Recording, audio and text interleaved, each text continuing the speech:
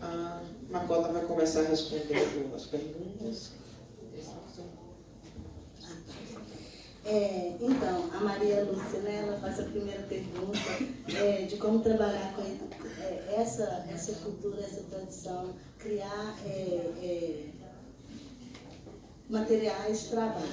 Então, Ana Lúcia, a gente lá no Kizomba, nós estamos agora mesmo com a ideia, né, de nós que não somos acadêmicos, criar uma cartilha a gente fala de alfabetização do manso. E a proposta nossa é poder contar aquilo que as histórias, que os livros, que a gente percebeu que nos livros não contam. Por exemplo, para além da mão de obra, o que veio dentro desse navio? Né? Então, a gente conta sobre, a gente pega as crianças até 7 anos, 9 anos de idade, e estamos trabalhando com elas sobre a alimentação, que é o que nos manteve até aqui. Né? É o alimento. Nós, povos de tradição, para a gente, o alimento é o fundamental. Qualquer outra forma de contribuição que venha, ela é sobra, porque o principal para a gente é o alimento. O mais sagrado para a gente é o alimento. Em volta dele, é ele que a gente oferece, a gente até compartilha com os nossos ancestrais.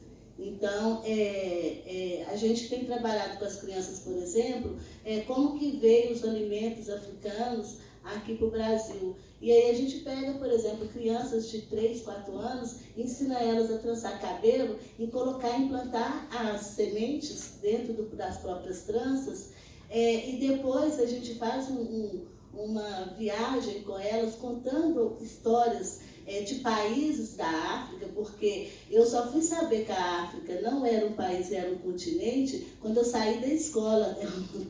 É assim, um absurdo isso. Eu só sabia que inclusive, eu só fui saber que a Etiópia era do continente africano quando eu saí da escola, porque lá eu achava que a Etiópia era um país, né, e a África era um outro país.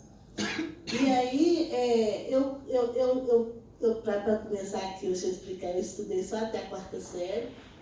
Por uma decisão minha, não foi por falta de oportunidade de condições financeiras, mas foi por uma decisão minha de buscar a minha história. Eu saí da escola e aí eu permito que todo mundo faça a sua escolha dentro da comunidade, é um direito de cada um, a minha opinião ela é minha, ela não é o coletivo, né? Apesar de eu falar pelo coletivo, mas antes de eu falar eu dialogo com o coletivo.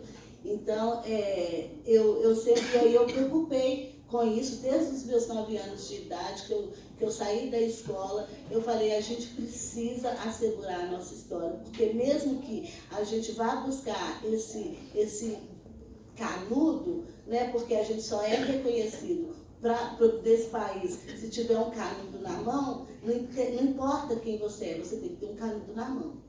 E aí eu falei, a gente tem que ter, além desse canudo, a gente tem que ter o pertencimento e a identidade.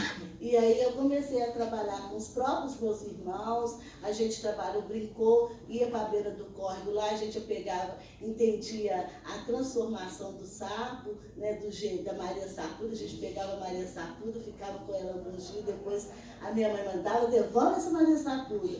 A gente devolvia a Maria Sapuda. A gente aprendeu, por exemplo, a argila, a cuidar da nascente, cobrindo, atirando, deixando, enquanto usava a água, a gente aprendeu que quanto mais argila a gente colocava ali no buraco da nascente, mais a água vinha limpa e fresca, que se jogasse folha também.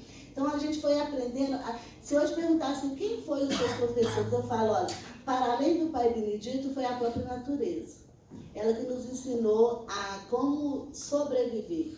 Porque preto nesse país não vive, ele sobrevive até hoje. Pode ter até algumas leis de exclusão, mas a gente ainda está de nos incluir, mas a gente ainda está sobrevivendo. Né? E aí a gente cria, a partir da nossa própria história, eu observo objetos, produtos, né, didáticos, que é o nome, eu acho, da história, contando a história da Europa, né, da colonização, eu vou desconstruindo. e vou colocando a nossa história. E aí eu vou colocando do nosso modo mesmo de viver. Né? Por exemplo, a partir do feijão fradinho, vindo do cabelo, aí os meninos vão ensinar, vão aprender a plantar o feijão fradinho, depois eles vão aprender a pegar o feijão fradinho, colocar de molho, depois eles vão aprender a moer o feijão fradinho e fazer o acarajé. E aí o acarajé eles vão aprender a compartilhar com a família. Então, eu acho que nesse processo a gente fala de matemática, de comunicação, de história, de um monte de disciplina aí que é dividida a nossa vida, né? E o nosso modo de ser. E aí a gente faz isso, e os meninos vão aprendendo de uma forma que eles se veem dentro desse processo, desse aprendizado. A gente, uma vez, foi um pessoal da arquitetura, por exemplo, lá na nossa casa, e a gente falou, a gente tem que pegar esse povo, porque eles falam que a gente constrói errado. E a gente não constrói errado, a gente constrói do jeito que a gente entende. A gente constrói uma casa, a família cresceu, a gente fecha um cômodo, abre uma porta para fora e aí mora ali. A família cresceu de novo, a gente corta mais um cômodo, aí vai fazendo puxadinho, e quando termina o puxadinho, a gente vai construindo em cima. Mas não é errado, não. É o nosso modo de acolher. E aí o povo acha que é errado porque eles querem uma coisa padronizada, sabe? E que o deles cai. O deles cai, sabe? E aí eles falam que o nosso modo de construir é errado. Mas não é errado, é o nosso modo de construir, é de uma forma que a gente constrói do nosso jeito para acolher a gente, para acolher mesmo. A gente constrói uma casa grande, mas já pensando assim, a minha mãe mesmo fala, vai que amanhã você fulano casa, deixa um quartinho separado aí. Então a gente já pensa nisso, de acolher mesmo. E aí eu acho e aí quando esse pessoal da arquitetura foi lá, eles ficaram assim, maravilhados com a forma que a minha mãe é uma arquiteta. Cada dia que você chega, você tem que chegar no portão e gritar por qual porta que você vai entrar. Porque ela muda a porta todo dia. E ela transforma a gente em pedreiro. Qualquer pessoa que chegar lá em casa, ela fala, meu filho, vem cá, faz uma massa aqui, põe um pouco de cimento, de areia, e todo mundo lá passa pelo processo da construção. É impressionante. E aí, não cai. Né? E aí a gente criou também um jogo com o pessoal da arquitetura, que é lá da Faculdade de Arquitetura da UFMG, e nós criamos um jogo como se fosse uma visita arquiteta dentro da comunidade. E a gente falou assim, olha, nós vamos desenhar um tablado, mas a gente também vai pensar nas crianças gostando de jogar isso. Então, fala assim, olha, hoje você seja bem-vindo ao terreiro de Candomblé Manzumbus Caiano.